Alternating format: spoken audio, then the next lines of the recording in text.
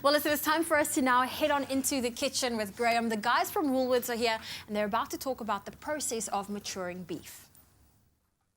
Michael and Nhlaka from Woolies are back again this morning, and they've brought us some treats. Today we're going to chat about the Woolies range of matured meats, and they are awesome and they are many. Gentlemen, welcome back. Thank you so much for joining us. Thank you.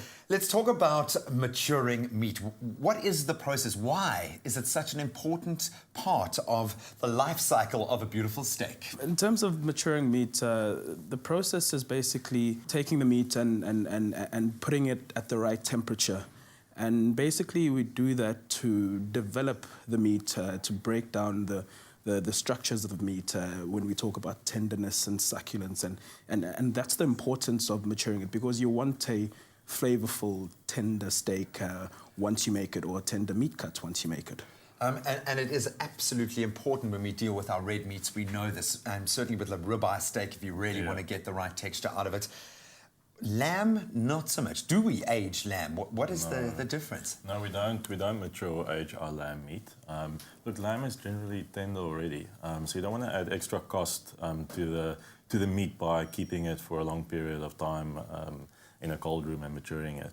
It generally comes out tender already. So yeah, not necessary. And you're generally going to slow cook your lamb anyway. Correct. You're going to really do that, as opposed to a steak that you need. The tenderization has to have happened before you you fry it, or you flash fry it, or whatever your choice is.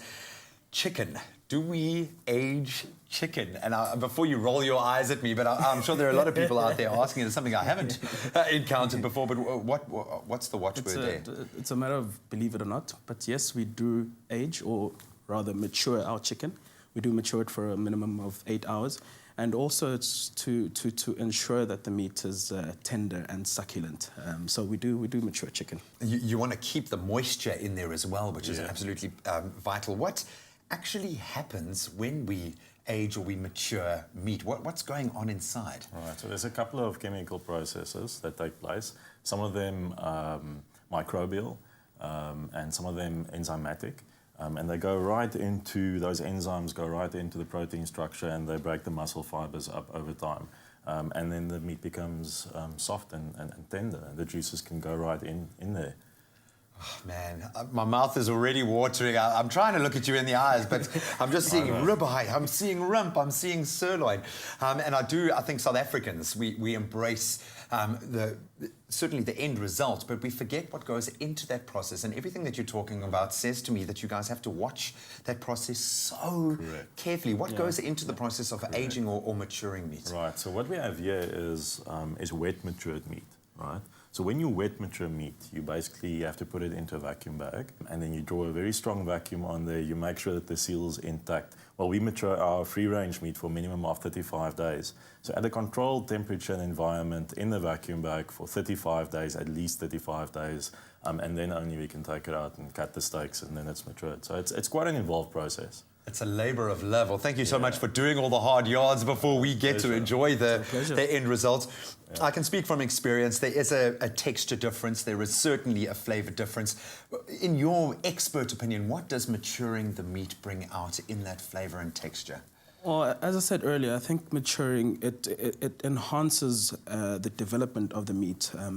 It's more mature, and the flavours of the meat become stronger and stronger.